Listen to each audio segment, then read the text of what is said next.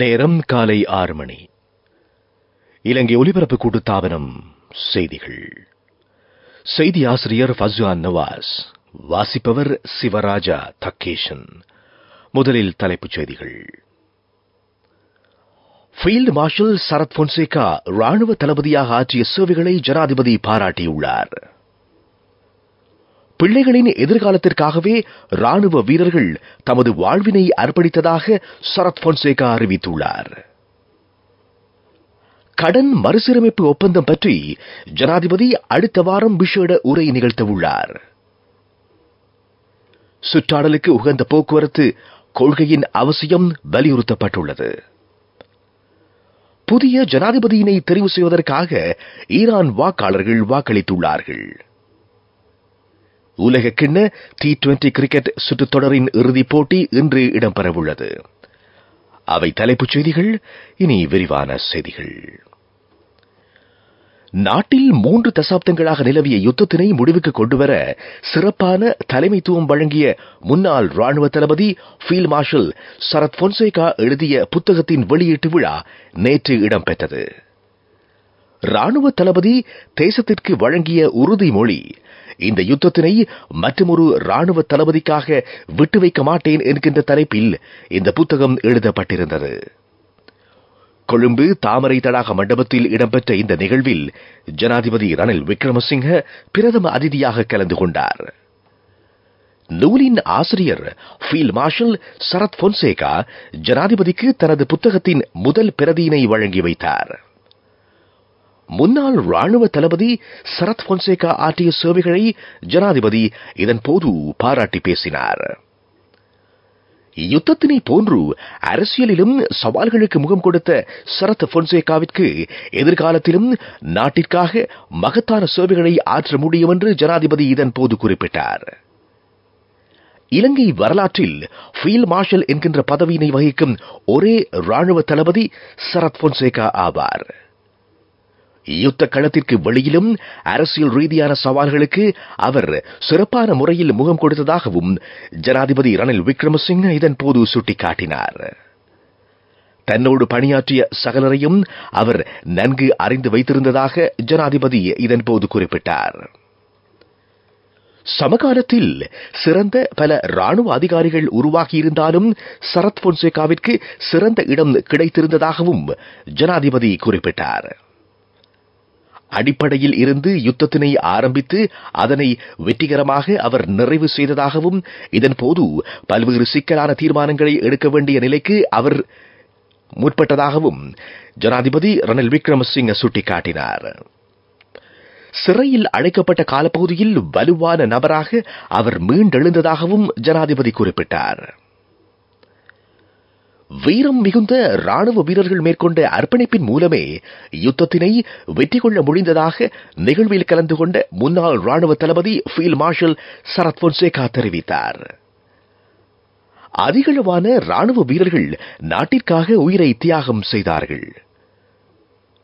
கணிசமான ராணுவ வீரர்கள் மாற்றுத் திறனாளிகளாக மாறியதாகவும் அவர் சுட்டிக்காட்டினார். அவர்களுக்கும் அவர்களது குடும்பத்தவர்களுக்கும் தமது கௌரவம் உரித்தாகும் என்றும் சரத் பொன்சேகா சுட்டிக்காட்டினார். சமாதானத்தை ஏற்படுத்தும் நோக்கில் இந்த நடவடிக்கை மேற்கொள்ளப்பட்டதாகவும் அவர் குறிப்பிட்டார். வளிமண்டலவியல் திணைக்களம் வலுவான காற்று, கடல் கொந்தளிப்பு என்பன பற்றி எச்சரிக்கை அறிவுறுத்தலை விடுத்திருக்கிறது. அரபிக்கடல் பிரதேசத்தின் வடக்கு கிழக்கு பகுதிகளில் காற்றின் வேகம் மணிக்கு 70 தொடக்கம் 80 கிலோமீட்டர்கள் வரை அதிகரிக்கலாம். இதனால் கடல் பகுதி கொந்தளிப்பாக காணப்படும். மறு அறிவித்தல் வரை இந்த பகுதிக்கு செல்ல வேண்டாம் என்று மீனவர்களுக்கும் கப்பல் போக்குவரத்தில் ஈடுபட்டுள்ளோருக்கும் வளிமண்டலவியல் திணைக்களம் அறிவுறுத்தல் வழங்கியிருக்கிறது. ஏற்கனவே இந்த கடல் பகுதிக்கு சென்றவர்கள் உடனடியாக கரைக்கு திரும்ப வேண்டும் என்றும் வளிமண்டலவியல் திணைக்களம் அறிவித்துள்ளது. நீங்கள் கேட்டுக்கொண்டிருப்பது இலங்கை ஒலிபரப்பு கூட்டுத்தாபனத்தின் செய்திகள்.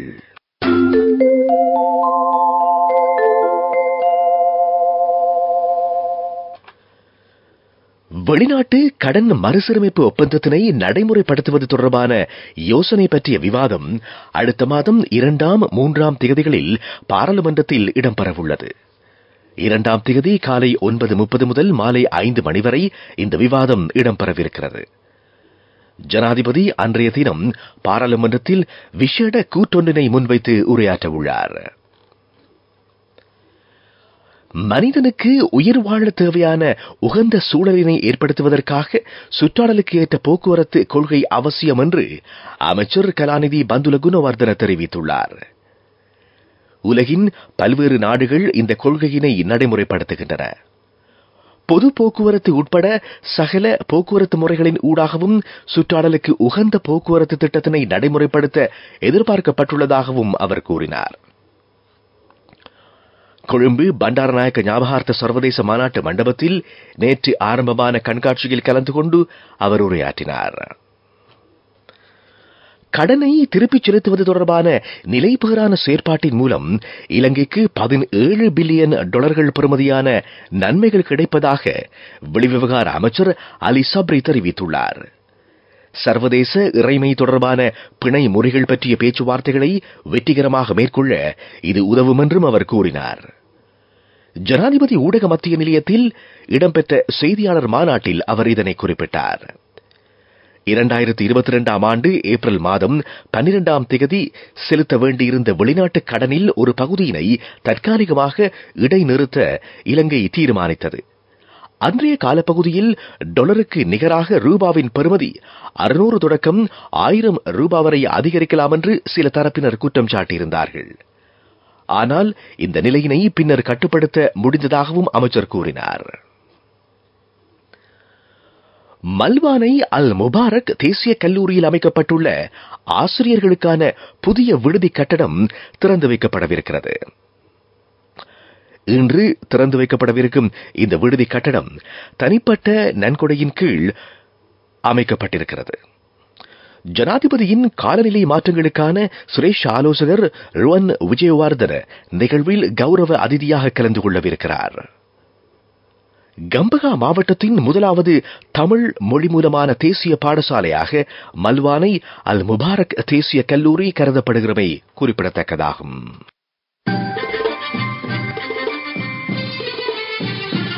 பிரதான செய்தி வழங்குவோர் ஒவ்வொரு வீட்டிலும் இருக்க வேண்டிய வீட்டு வைத்தியர் சித்தாலேப.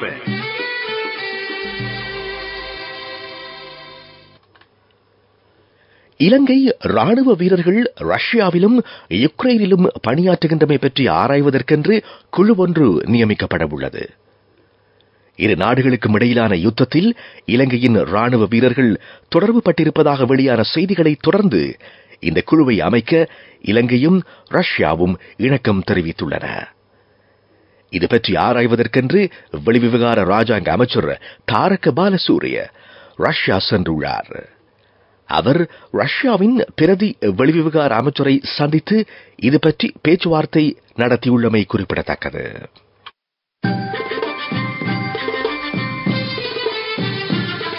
பிரதான செய்தி வழங்கியோர் ஒவ்வொரு வீட்டிலும் இருக்க வேண்டிய வீட்டு வைத்தியர் சித்தாலேப.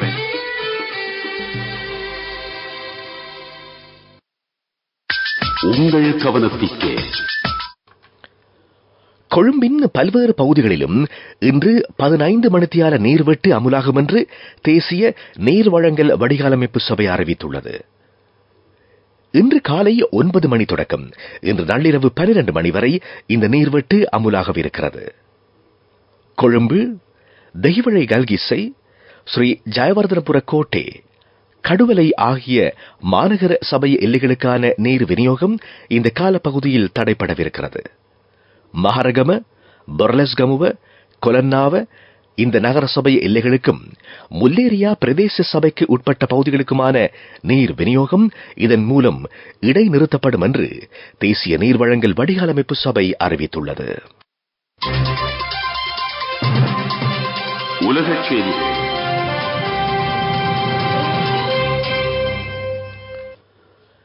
இஸ்ரேல் காசாவில் மேற்கொண்டு வரும் யுத்தத்திற்கு எதிராக தென்னாப்பிரிக்காவுடன் இணைந்து பணியாற்ற ஸ்பெயின் அரசாங்கம் விருப்பம் தெரிவித்துள்ளது. சர்வதேச நீதிமன்றம் இதனை உறுதிப்படுத்தியிருப்பதாக மத்திய கிழக்கு ஊடகங்கள் செய்தி வெளியிட்டிருக்கின்றன. இஸ்ரேல் காசாவில் மேற்கொண்டு வரும் தாக்குதல்களை இனப்படுகொலையாக பிரகடனம் செய்ய வேண்டும் என்று தென்னாப்பிரிக்க அரசாங்கம் முன்மொழிந்துள்ள யோசனையுடன் இணைந்து கொள்வதற்கு ஸ்பெயின் அரசாங்கம் தீர்மானித்திருக்கிறது. பலஸ்தீன மண்ணில் வாழும் மக்களுக்கு எதிராக இஸ்ரேல் மேற்கொண்டு வரும் தாக்குதல்கள் மனித படுகொலைகளாகும் என்ற யோசனைக்கு துருக்கி அரசாங்கமும் இம்மாத முற்பகுதியில் ஆதரவு வழங்கியிருந்தமை குறிப்பிடத்தக்கதாகும். ஈரானில் புதிய ஜனாதிபதியினை தெரிவு செய்வதற்கான தேர்தலில் அதிகளவான வாக்காளர்கள் வாக்களித்திருக்கிறார்கள். ஈரான் ஆன்மீக தலைவருக்கு மிகவும் நெருக்கமான 4 வேட்பாளர்கள் ஜனாதிபதி தேர்தலில் போட்டியிடுவதாக அல் ஜசீரா இணையதளம் செய்தி வெளியிட்டுள்ளது. ஈரானின் முன்னாள் ஜனாதிபதி இப்ராஹிம் ரைசி கடந்த மே மாதம் இடம்பெற்ற ஹெலிகாப்டர் விபத்தில் உயிரிழந்ததனை அடுத்து புதிய ஜனாதிபதியினை தெரிவு செய்வதற்கான தேர்தல் நேற்று இடம்பெற்றமை குறிப்பிடத்தக்கதாகும். அபிவிருத்தி செய்திகள்.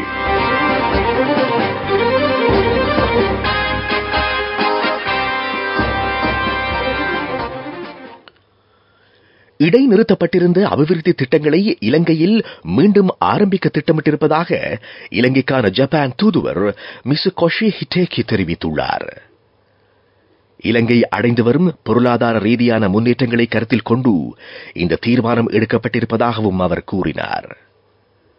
இலங்கைக்கு தேவையான தொடர்ச்சியான ஒத்துழைப்புகளை வழங்குவதற்கு ஜப்பான் தயாராக இருப்பதாகவும் அவர் உறுதியளித்துள்ளார். விளையாட்டுச் செய்திகள். T20 உலகக்கிண்ண கிரிக்கெட் சுற்றுத் தொடரின் இறுதிப் போட்டி இன்று பிரிட்ஜ் டவுனில் இடம்பெறவுள்ளது. இலங்கை நேரப்படி இன்றிரவு 8 மணிக்கு போட்டி ஆரம்பிக்க இருக்கிறது. தென்னாப்பிரிக்க இந்திய அணிகள் இந்த போட்டியில் மோதவிருக்கின்றன. தென்னாப்பிரிக்க கிரிக்கெட் அணி T20 உலகக்கிண்ண கிரிக்கெட் சுற்றுத் தொடர் ஒன்றில் இறுதிப் போட்டிக்கு தெரிவு செய்யப்பட்ட முதலாவது சந்தர்ப்பம் இதுவாகும். இந்திய கிரிக்கெட் அணியின் பயிற்றுவிப்பாளர் ராகுல் டிராவிட் இந்திய அணியினை வழிநடத்தும் இறுதிப் போட்டியாக இது அமைந்திருப்பதாக கிரிக் இன்ஃபோ இணையதளம் செய்தி வெளியிட்டிருக்கிறது. இந்திய அணிக்கு ரோஹித் சர்மா தலைமை தாங்குகிறார். எய்டன் மெக்ரன் தலைமையிலான தென்னாப்பிரிக்க அணி சிறந்த முறையில் விளையாட திட்டமிட்டிருப்பதாக தென்னாப்பிரிக்க கிரிக்கெட் அதிகாரிகள் தெரிவித்துள்ளார்கள். வர்த்தக செய்தி அனுசரணை. பட்டதாரியாகும் போது, திருமணத்தின் போது, குழந்தை பிறப்பின் போது மற்றும் 25வது திருமண ஆண்டு நிறைவின் போது 50,000 ரூபாய் வரை விசேட அனுகூலங்கள். மாதாந்தம் 12,500 ரூபாய் வீதம் சேமித்திடும் ஸ்ரீ சேவிங்ஸ் சாம்பியன்களுக்கு மேலும் பணப்பரிசுகள். 2024 தென்கொரிய கல்வி கண்காட்சி நாளை ஆரம்பமாக உள்ளது. மருதானை ட்ரேஸ் சிட்டி வளாகத்தில் இந்த கண்காட்சி முற்பகல் 10 மணி தொடக்கம் மாலை 5 மணி வரை இடம்பெறவிருக்கிறது. தென்கொரியாவினை சேர்ந்த 11 பல்கலைக்கழகங்களின் உயர்மட்ட அதிகாரிகள் இந்த கண்காட்சியில் பங்கேற்க இருக்கிறார்கள். தென்கொரிய பல்கலைக்கழகத்தில் இணைந்து கொள்வதற்காக காணப்படுகின்ற வாய்ப்புகள் பற்றியும் இதன்போது விளக்கமளிக்கப்பட இருக்கின்றமை குறிப்பிடத்தக்கது. 2 நாட்களுக்கு இந்த கண்காட்சி இடம்பெறவிருக்கிறது. பட்டதாரியாகும் போது, திருமணத்தின் போது, குழந்தை பிறப்பின் போது மற்றும் 25வது திருமண ஆண்டு நிறைவின் போது 50,000 ரூபாய் வரை விசேட அனுகூலங்கள். மாதாந்தம் 12,500 ரூபாய் வீதம் சேமித்திடும் ஸ்ரீ சேவிங்ஸ் சாம்பியன்களுக்கு மேலும் பணப்பரிசுகள். பொருளாதார செய்திகள் அனுசரணை. அவசரத்தில் அங்கும் இங்கும் வைக்க வேண்டாம் தங்கமே. இப்போது தங்கப்போனுக்கு அதிகூடிய முப்பணம் அலையுங்கள். 0115-880-400 LOLC ராம்சதி தங்க கடன் சேவை. பாதுகாப்பாக வைத்திருக்கும் நகைகளை அவசர தேவைக்கு வைக்கவிட. தேங்காய் எண்ணெயின் விலையினை குறைக்க தேவையான நடவடிக்கைகள் எடுக்கப்படும் என்று விவசாய அமைச்சர் மஹிந்த அமரவீர தெரிவித்துள்ளார். அமைச்சரவையின் அங்கீகாரத்துடன் இதற்கான வேலை திட்டங்களை மேற்கொள்ள தீர்மானித்திருப்பதாகவும் அவர் கூறினார். இலங்கையின் வருடாந்த தேங்காய் எண்ணெய் தேவை 25,868 மெட்ரிக் டன்களாகும் என்று தெங்கு அபிவிருத்தி அதிகார சபை தெரிவித்துள்ளது.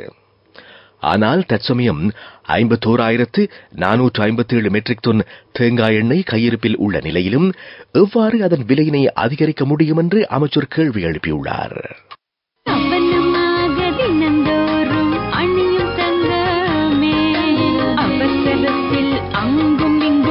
வைக்க வேண்டாம் தங்கமே. இப்போது தங்கப்பவுனுக்கு அதிகூடிய முற்பணம். அழையுங்கள் 0115-880-400. LOLC ரான்சவி தங்க கடன் சேவை. பாதுகாப்பாக வைத்திருக்கும் நகைகளை அவசர தேவைக்கு வைக்கவிட. காலநிலை அறிக்கை.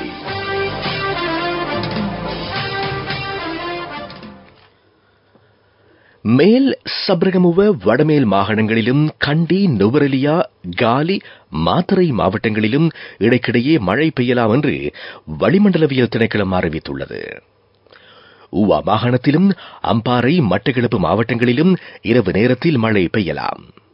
திருகோணமலையில் இருந்து முல்லைத்தீவு, காங்கேசன்துறை ஊடாக புத்தளம் வரையிலான கடல் பகுதியில் காற்றின் வேகம் மணிக்கு 30 கிலோமீட்டர்கள் தொடக்கம் 40 கிலோமீட்டர்கள் வரை அதிகரிக்கலாம். ஹம்பாந்தோட்டையில் இருந்து புத்துவில் வரையான கடல் பகுதியில் காற்றின் வேகம் மணிக்கு 50 தொடக்கம் 60 கிலோமீட்டர்கள் வரை காணப்படும் என்றும் திணைக்களம் வெளியிட்டுள்ள அறிக்கையில் குறிப்பிடப்பட்டிருக்கிறது. அது காலநிலை அறிக்கை. இனி மீண்டும் தலைப்புச் செய்திகள். ஃபீல்டு மார்ஷல் சரத் பொன்சேகா ராணுவ தளபதியாக ஆற்றிய சேவைகளை ஜனாதிபதி பாராட்டியுள்ளார். பிள்ளைகளின் எதிர்காலத்திற்காகவே ராணுவ வீரர்கள் தமது வாழ்வினை அர்ப்பணித்ததாக சரத் பொன்சேகா அறிவித்துள்ளார். கடன் மறுசீரமைப்பு ஒப்பந்தம் பற்றி ஜனாதிபதி அடுத்த வாரம் விசேட உரை நிகழ்த்தவுள்ளார். சுற்றாடலுக்கு உகந்த போக்குவரத்து கொள்கையின் அவசியம் வலியுறுத்தப்பட்டிருக்கிறது. புதிய ஜனாதிபதியினை தெரிவு செய்வதற்காக ஈரான் வாக்காளர்கள் வாக்களித்துள்ளார்கள். உலகக்கிண்ண T20 கிரிக்கெட் சுற்றுத் தொடரின் இறுதிப் போட்டி இன்று இடம்பெறவுள்ளது. இத்துடன் எமது காலை பிரதான செய்தி அறிக்கை முடிவடைகிறது. எமது அடுத்த பிரதான செய்தி அறிக்கையினை பிற்பகல் 12:45 எதிர்பாருங்கள்.